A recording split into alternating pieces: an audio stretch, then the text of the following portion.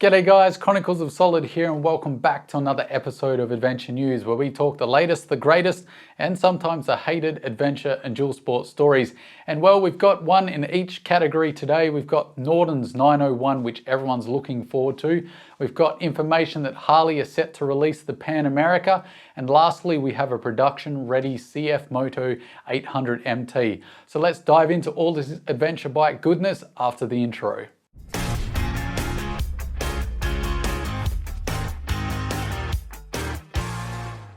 So let's start with the Norden 901, which caused quite a stir when it dropped as a concept last year. Now, it's a very pretty bike in my opinion, and that's why it caused quite a stir, as many of you agree with me. It really was quite a refreshing take on the mid-sized adventure bike, as the designs were starting to get a bit stagnant, and I like this classical single headlight look on the HUSQVARNA Norden 901. And that's one big thing I'm really hoping, is that they keep this design for their smaller models in the future, like the 501. So fingers crossed for that, for anyone looking for the smaller of the Nordens. But with this Norden 901, we know it uses the 890cc out of KTM's bike range. We also know that it gets WP suspension. It's got the 21-inch front wheel and the 18-inch rear wheel, which is very important for the off-road.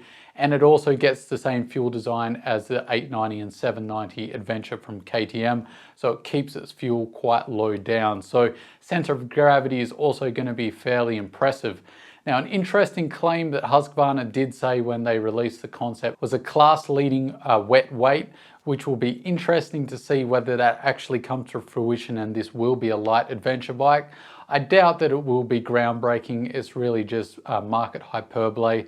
It might be a little lighter than the competition, but that really doesn't matter. In a category full of giant pigs, does it really matter who's the lightest pig out of them all? But I do like that they've kept that core design. It might look a little bit plain to you, but that's because they're trying to fly under the radar whilst they're still testing it. They will make it look a little bit prettier once it gets to production. This is just the test mule and they never look pretty no matter the bike. So I do like that they've kept it very simple, clean lines, whereas KTM, in my opinion, has kind of gone down the transformer abortion route with their looks, and it just looks quite off-putting to me, where these aesthetically look a lot cleaner to me, so that's great to see. Basically, all the main features that we really need for off-road performance have been maintained from the concept, as well as the spirit of the aesthetics. There are a few little changes. The windscreen looks a little bit different. We also don't have the dual NFT display. It looks like we've just got the single display, which is fine by me. That's not a big problem. A few little things, like we don't see the crash protection on this model as much, but I'm sure they will all be options once this is released. So positive news, as I know a lot of people were looking for more information on this.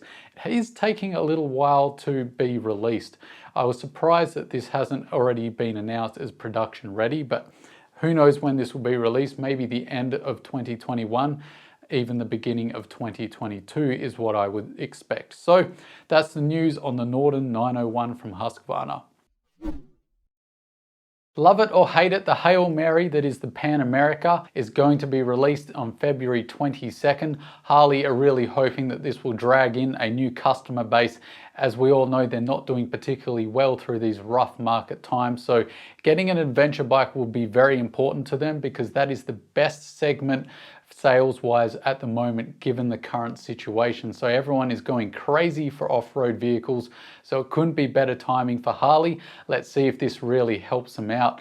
Now, this is a very divisive bike. It's got quite good power figures. They're saying 145 horsepower and 90 foot-pound of torque out of their brand new Revolution liquid-cooled V-twin. It'll be interesting to see how this bike is received, as this is a very divisive bike. I've reported on this before, and I've had a large group of people say this is absolutely ugly. I'm never going to trust a Harley off-road, and they should just stick to cruisers. And then there's been the other side, which are just excited to see something different enter the segment. I think I lean towards the I'm just happy to see something different enter the segment crowd, as I have owned a Harley before and I quite liked it. It is a very built for a purpose bike. It's just built to look pretty and cruise around on and nothing much else.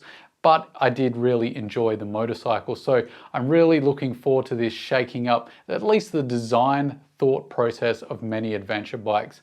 If you line up most of the adventure bikes, they look like they all could be done by the same guy if you squint.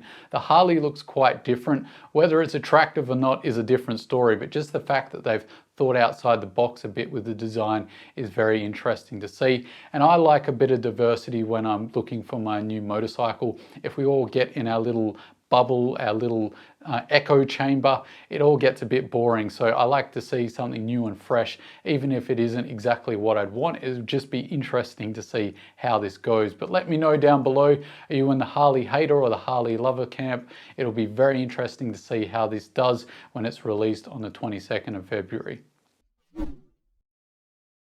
Next, we have what looks like a production-ready CFMoto 800MT. I've reported on this before, and this is CFMoto using the basis of the KTM 790, which they actually helped produce in China. So part of that agreement was that they were able to use the engine in one of their motorcycles. So if you're looking for a discount KTM 790, then perhaps the CFMoto 800MT could be an option, but it's going to be very interesting to see how this bike is received, considering that it is a Chinese motorcycle and how a lot of the world feels about China at the moment. So whether this is the worst timing for a motorcycle ever will remain to be seen. But there are going to be some major departures from the KTM 790. Now, the obvious one is that fuel tank. It's going to be in the traditional up front and up high, so the center of gravity is going to be very, very different to the 790. It's one of the impressive features of the KTM is that it holds its weight quite low, which hides a lot of its weight and makes it very easy to maneuver off-road.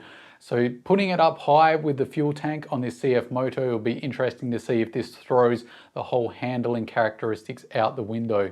It also looks like it has a different swing arm to the KTM as well. So they've obviously tried to cut a lot of costs here, try and save a bit of money and offer something that's going to be much, much lower cost than the KTM, obviously, given that KTMs are usually quite expensive. So it'll be interesting to see how this bike goes. Will people snap this up because it's a budget 790, or will they boycott it because it is a Chinese motorcycle?